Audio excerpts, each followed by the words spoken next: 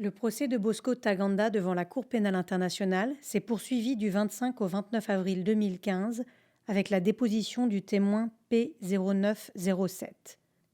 Le 18e témoin bénéficiait de mesures de protection telles que l'usage d'un pseudonyme, la distorsion de son image et l'altération de sa voix.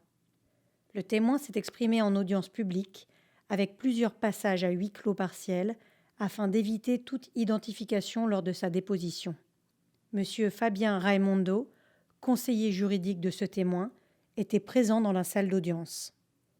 Répondant aux questions d'Éric Iverson, substitut du procureur, le témoin a déposé au sujet de la structure de l'Union des patriotes congolais et des forces patriotiques pour la libération du Congo, du camp d'entraînement de Mandrou, du recrutement de nouvelles recrues, des batailles, des pillages, ainsi que du rôle de l'accusé.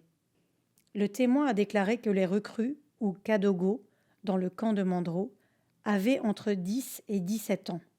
Ils recevaient la même formation que les adultes, ils étaient soumis à des exercices militaires pour apprendre à marcher, à monter et démonter une arme et à combattre, ainsi que la stratégie militaire.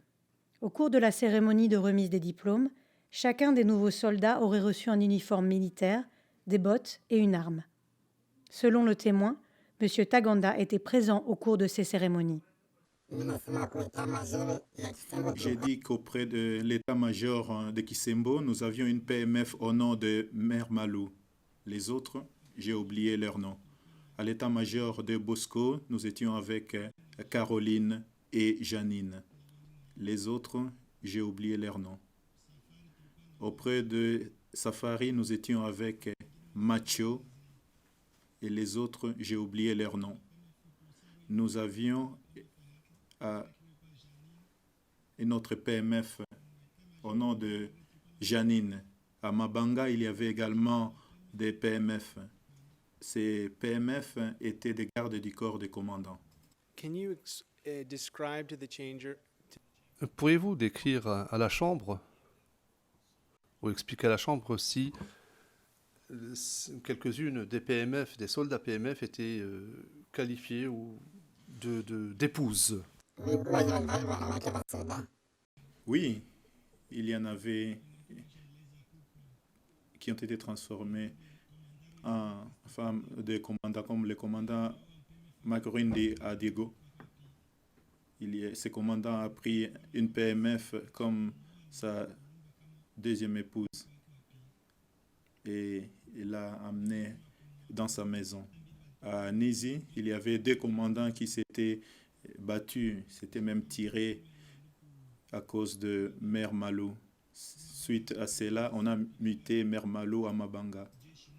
Il y a un autre commandant qui avait frappé un soldat puisque ce dernier courait derrière Mère Malou. Concernant le rôle de M. Ntaganda au sein de l'UPC-FPLC, le témoin a déclaré qu'il était en charge des opérations, y compris de la planification des attaques, de la sélection des soldats pour participer aux batailles et des armes devant être utilisées dans les attaques. Savez-vous si un soldat de l'UPC-FPLC, pendant l'opération de Mongwalo et après cela, a fait l'objet de punitions?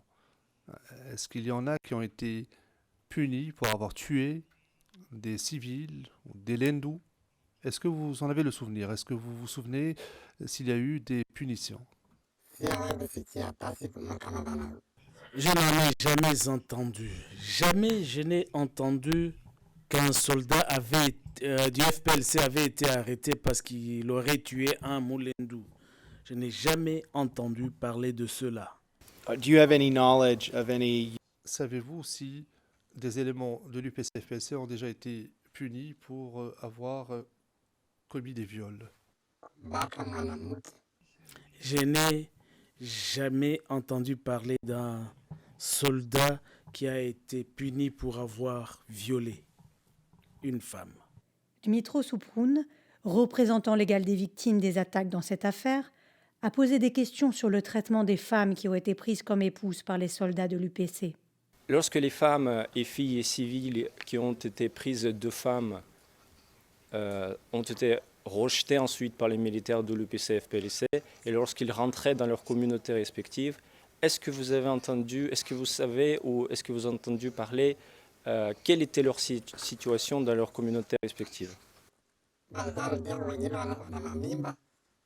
Certaines rentraient enceintes et d'autres restaient avec les militaires. Et parfois, lorsque le soldat se rendait compte que la femme était enceinte, il la chassait. Parce qu'il disait souvent que le soldat ne peut pas enceinter. Et il n'y a que quelques soldats qui ont accepté de continuer à vivre avec leurs femmes. La plupart les chassaient. Mais je ne sais pas ce qui s'est passé lorsque ces femmes rentraient chez elles. La plupart rentraient avec leur grossesse.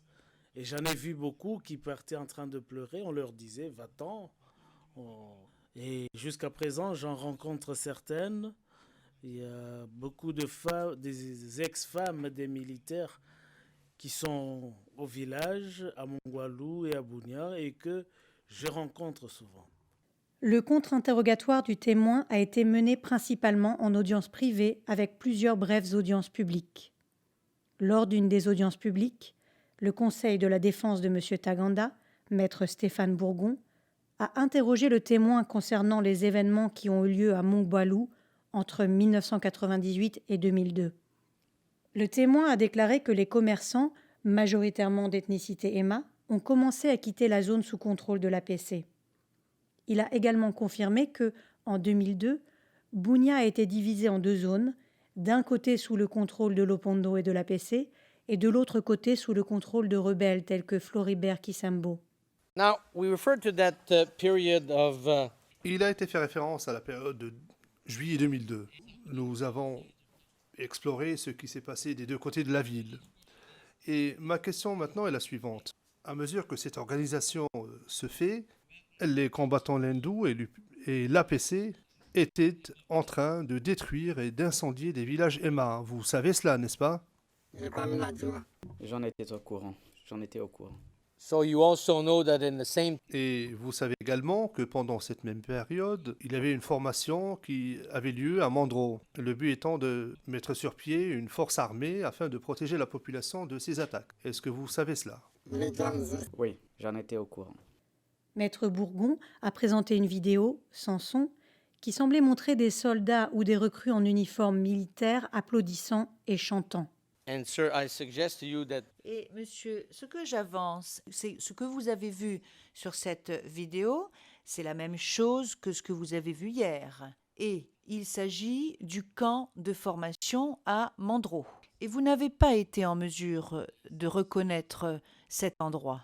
Est-ce bien exact? Ce que vous dites est du mensonge. Ça, ce n'est pas le centre de formation.